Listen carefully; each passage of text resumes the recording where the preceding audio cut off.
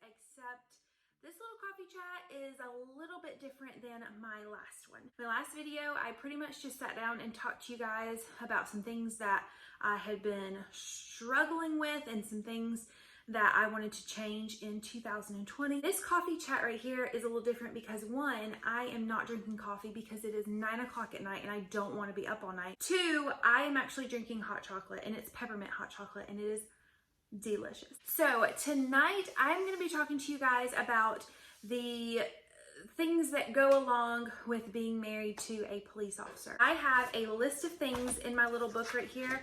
I actually have 5 things written down, but there may be 1 or 2 thrown in there if I get to talking and come up with some things. If you have ever been married to a police officer, dated a police officer for a long period of time, then you know that it's freaking hard. Their schedule is weird. Their personality is different. They're just everything about being married to a police officer is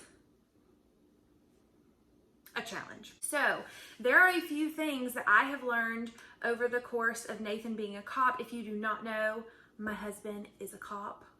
Why would I be making this video if he wasn't? Nathan has been a cop for 8 years. So in those 8 years, I feel like I have learned a whole bunch about being a cop wife, things to do or not to do, things to say or not to say. And so I figured that I probably don't have anybody on my channel right now who is married. Well, yeah, I do. I have a few on my channel right now who are already married to cops, but just in case you like a cop or dating a cop, want to marry a cop, you might want to listen to these first because it's really not all it's cracked up to be. It's really not. So I'm going to be going over with you guys all the things that I have discovered over the last 8 years. I don't do anymore. I'm not allowed to do things that I have noticed that that I do myself as a police officer's wife.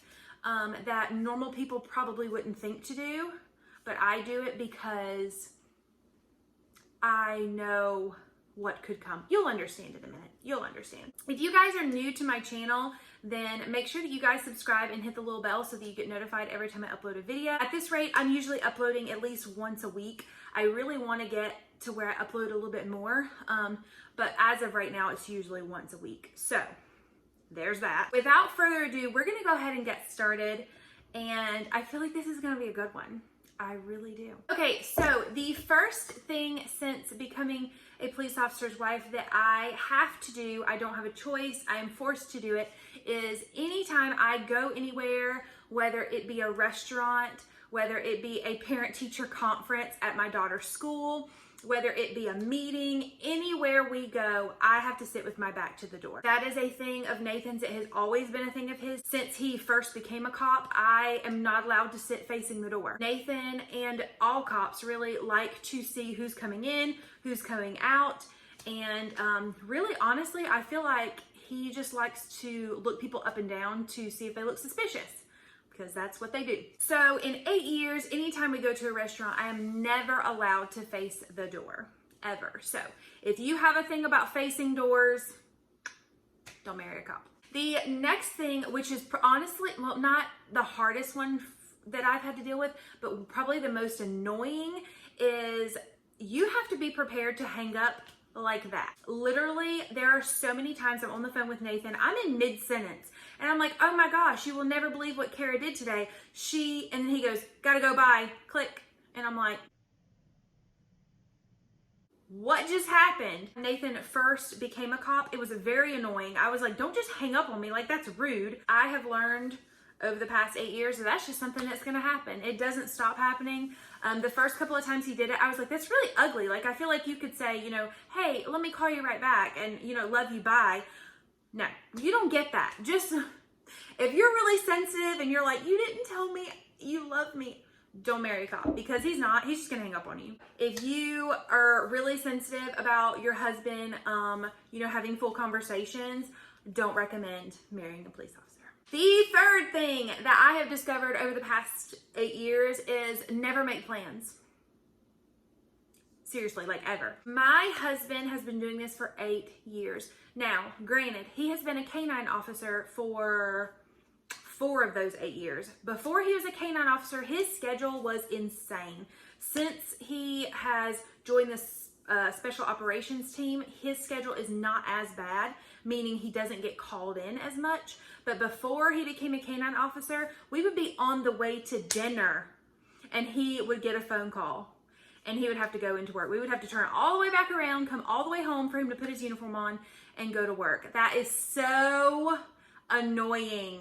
And I say all of this, it's so annoying, like, I don't mean it as in, oh, that's not important, you shouldn't go. I mean it's annoying as in, your girl got makeup on and got my hair did, and we're going to dinner, and you're telling me that you have to go to whatever city because somebody broke into their grandmama's house and stole their favorite statue. Like, so anyway, if you are married to a cop or want to marry a cop, never make plans because they will be destroyed.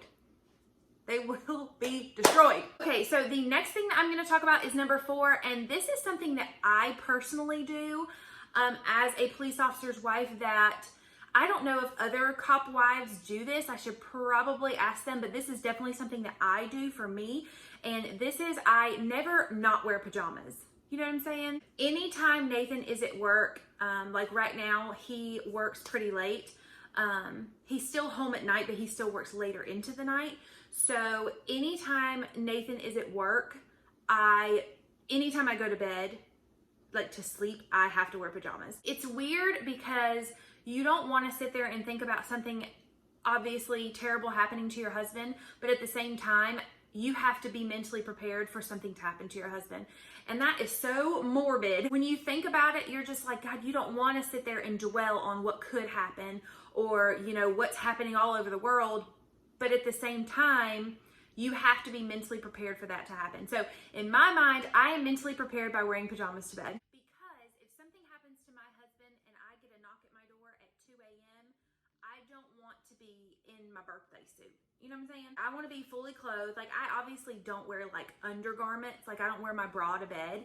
But I definitely have on like a pajama set or like a gown or something, just in case, God forbid, something happened and they came to my house in the middle of the night. I cannot sleep with no clothes. I have to sleep with clothes. And again, that's just me personally. I've never heard anybody else, you know, that is married to a cop do that. They may do that. I've never really asked anybody.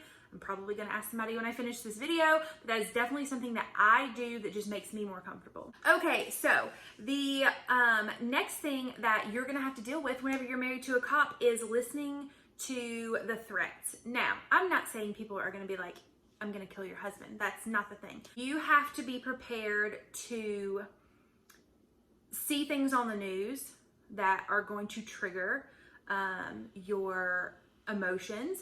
You're going to hear people talk about things that are going to trigger your emotions, and you have to learn to control your emotions. And when I say control your emotions, I mean it is going to bother the mess out of you. One day, story time. One day I was at the walking track with a friend, and we were walking around the track, and there was 2 ladies that were walking in front of us, and they were talking about something that happened on TV where an officer shot a man and killed him. Well, we just happened to be walking by and this lady made a very, very ugly comment about that officer. And it is very, very hard to bite your tongue whenever somebody has such a strong opinion about something that they truly have no idea what happened. The news, well, I'm not gonna get on my little soapbox here. I won't do it. But people don't realize that the news tells you what they want you to know. They don't tell you the entire story. They don't tell you all the details. They don't know all the details. So you have to be ready, especially now in 2020. You have to be ready with all the things going on in the world. You have to be ready to listen to people talk crap about your husband and his profession, or your wife and her profession. You're going to see things that you're not going to like. You're going to hear things that you're not going to like. And you have to have enough self-control to keep your mouth shut. And that's hard. It's really hard whenever the person that you love, the mother of your children, the father of your children, to be bad-mouthed. And to me, that honestly, that right there is probably the worst part for me, because I know how wonderful my husband is, and I know how honest and how loyal and how respectful my husband is, and how much he loves his family and how much he loves his daughters. And and sometimes when I sit here and think, no, they don't care. People who do bad things to police officers, or who plan bad things for police officers, they don't care about their family. They don't care that they have children at home. And I'm not saying that all police officers are angels. No, I will be the first one to tell you, I know personally a few people who are cops who probably shouldn't be cops. This is my personal experience with my husband. It breaks my heart knowing that there are people out there who would literally shoot and kill my husband just because he's a cop, with no regard to his heart and his family and his life at all. So with that, I'm going to close this book. I don't know how long this video is going to be once I edit it. Hopefully it's not too long. I just wanted it to be like a short little video for you guys for this week. But I just wanted to almost just give you guys a little bit of insight into my life. This isn't just me. This is wives and husbands around the world who have spouses who are in law enforcement, and not just law enforcement, firefighters, police officers, EMTs, like anybody who's away from you for long periods of time, and there is a greater chance of something happening to them while they're gone. It sucks. And I can't say, I'm just going to throw this in there because it's my video and I can. My husband walks through that door, especially in the winter, and he comes in with his full uniform and all of his stuff everywhere, with his beard and his beanie, and I cannot say that I don't get excited. Hello, officer, right? All I'm saying is he looks super fine, and that is one of the perks of being married to a cop, is he looks damn good in uniform. And that's just the truth. So I'm going to end this video here. I could probably make a part 2 if I come up with 5 more things, which I probably could. But I'm going to end this video here. Thank you guys for watching and for listening to me ramble, because that's pretty much all I did. I will see you guys in the next video. Bye.